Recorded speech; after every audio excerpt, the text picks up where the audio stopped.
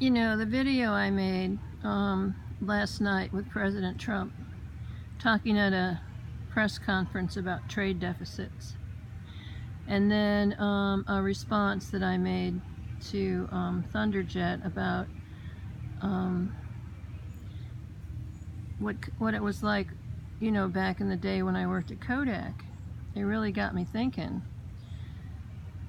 You know, we used to have profit sharing, and companies, instead of basically being all the profits being sent out to the shareholders, some of the profits would go to the people that worked for the companies. And that's what George Eastman did when he set up everything for Kodak. When he got everything, you know, he set up how the company was going to be run and all. Well, he did that because he wanted to keep the unions out.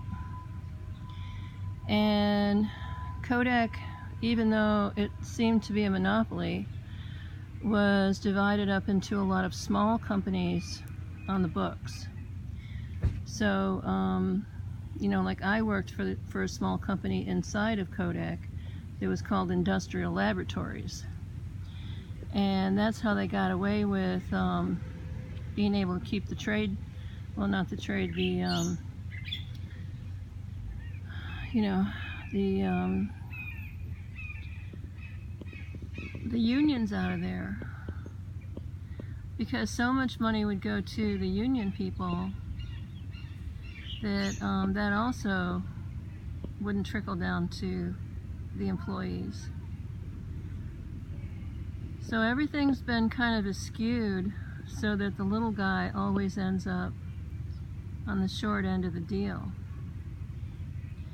And if it wasn't for the Kodak bonuses that I used to get, because I used to get like about $2,000 a year free and clear as my profit sharing, and that was, you know, that was I hate to say it, that was like 40 years ago. So $2,000 40 years ago was actually quite a lot of money. And when I bought my house, it was only $28,000. And it was in a very nice neighborhood. I could walk to work. It was what they call the salt box house. It was square and had 4 bedrooms upstairs. And you know, your basic living room, dining room, kitchen downstairs, and a screened-in front porch. No garage, which you know, it would have been nice to have a garage in upstate New York. But when Kodak was raided by corporate raiders, a CEO came in and started selling off parts of the company in order to make more profits for the shareholders. So when that happened, that was the beginning of the end for Kodak. And I was already gone by then, because when I first started working there, it was like this sort of like, pinch me, I can't believe I'm working at Kodak. This is like, you know, the greatest company that I could imagine ever working for. And for me, it was mostly because you know, it had to do with photography. But after working there for, I'd say, 5 years or so, what I came to find out is that Kodak was basically just another big chemical plant that had a lot of safety features to it, where you know, they wanted to avoid accidents where people would end up being injured and then they'd have to pay disability and all that kind of stuff. So they had suggestion boxes around everywhere that if you saw something that was you know, like hazardous or dangerous, they wanted you to put it in the suggestion box. And you could do it anonymously. You know, they just wanted to know about it. So, you know, they kept everything neat and tidy and safe.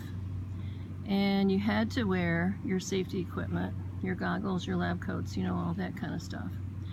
And they also cleaned up the water really good, because all the water that they used, which they used a tremendous amount of water, they had their own processing plant to clean the water, so they actually returned it back to the river even cleaner than they took it out. And, you know, working in the lab, I had distilled water on tap. So that's when I first got into drinking distilled water, which at this point in my life I wouldn't drink distilled water anymore, because, you know, I really feel like if you're not supplementing and taking lots of vitamins, the distilled water may not be as healthy for you as you think. So, I mean, I'm very specific about what kind of water I drink, and, you know, I distill it and then I process it, and then now I'm adding shungite to it, you know, to energize it and help, you know, purify it even more and stuff like that. And I'm thinking about starting to do some kind of light fasting, so that you know, like maybe one day a week or something, just start something like that, you know, to sort of help clean out some more toxins, and just try to get healthier. And so what I'm envisioning is that we're going to go back more towards taking care of the workers and people that can actually get involved in their own workforce company and take pride in what they do, and get a share of the profits. So there are some small businesses that are starting to do that now, and they're having a lot of success with it, because they have happier employees that are more dedicated, and, you know, that's where we need to be going. So I just felt like I wanted to talk about this, and we'll talk to you guys later.